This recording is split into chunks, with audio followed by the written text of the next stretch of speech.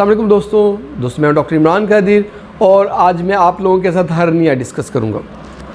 दोस्तों हर्निया क्या होता है? हर्निया एक ऐसी चीज़ है जिसमें हमारे बॉडी के बाहर जो एक पर्दा है, शीट है जो मज़बूत है, वो अंदर वाली चीज़ों को बाहर अवल्स नहीं होने देती। हमारे पेट के अंदर आते हैं और बहुत सारे ऑर्गन हैं, ब्लैडर है, वो सारा ऐसे माया की तरह है और हमारी शीट है एब्डोमेन के ऊपर बहुत हार्ड, वो इन सब चीज़ों को बाहर नहीं आने देती।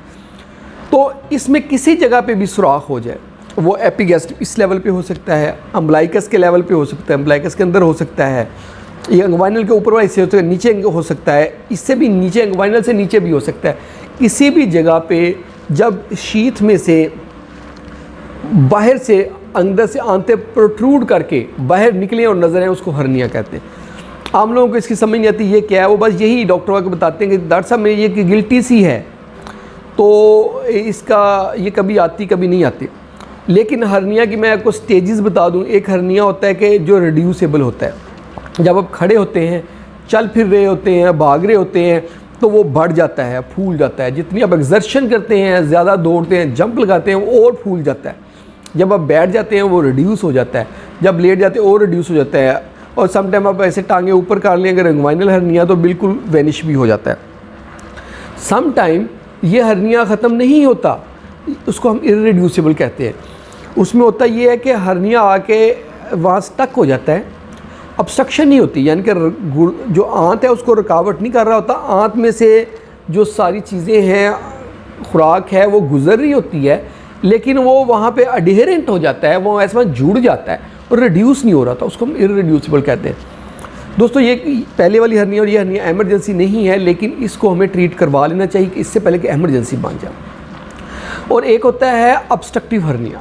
ऑब्स्ट्रक्टिव हर्निया में ये होता है कि जो हर्निया का कंटेंट बाहर आया है, जैसे आंत कोई है वो सुराख से बाहर निकली और वो बाहर निकल के इतनी बाहर निकली कि ऑब्स्ट्रक्ट कर गई, यानी कि वो हर्निया की जो नेक थी वो स्टीनोज हुई, वहाँ आंत आई, वहाँ आके रुक गई, पोटी आनी रुक गई, वहाँ से खाने की चीज़ें गुजर नहीं सकती, इसको हम ऑब्स्ट्रक्टिव हर्निया कहते हैं। ये अब एमरजेंसी है, इसमें हमने लेट नहीं करना। बहुत सारे दोस्त कहते हैं डॉक्टर साहब मैं कोई जो है ना किसी और होम्योपैथिक के डॉक्टर को चेक करवा लूँ, कुछ हमारे जो है ना रिलीजियस पॉइंट ऑफ व्यू से कहते हैं हमने दम शम करवाने हैं, पहले हम दम करवा लें कुछ दिन। दम भी अगर आपने करवाएं या होम्योपैथिक लेनी है तो ले, लेकिन ज़्यादा लंबा वेट नहीं करना। इसमें अगर ज़्यादा लंबा वेट करें तो वो आंत फट सकती है। अगर ऑब्स्ट्रक्ट हो गया है उसकी निशानी होती है कि गैस पास नहीं हो रही होती और उल्टियाँ आ रही होती हैं साथ साथ, और वो रिड्यूस नहीं हो रहा होता है, ये इसकी निशानी होती है। अगर इस तरह की कंडीशन है तो फ़ौरन एमरजेंसी पास किसी हॉस्पिटल में एडमिट हो, इसका ट्रीटमेंट करवा लें। और इसके आगे होती है स्ट्रैंगुलेटेड हर्निया, जिसमें जो ब्लड सप्लाई है वो भी आंत की कंप्रोमाइज़ हो जाती है। और इस कंडीशन में अगर 4 घंटे से ज़्यादा लेट हो जाए तो हमें उस आंत को काटना पड़ता है, जो अंदर फंसी होती है उतने पोर्शन को हम काट के समटाइम आंत को पेट के रास्ते बाहर निकालते हैं। और पोटी का रास्ता पेट के ऊपर होता है। पेशेंट 3 महीने तक पोटी पेट के रास्ते से करता है, एक बैग लगा देते हैं और फिर हम 3 महीने के बाद उसको जोड़ते हैं नॉर्मल आंत के साथ। तो ये सारी चीज़ें इसकी कॉम्प्लिकेशंस में आ जाती हैं जो बाद में मैंने बताई।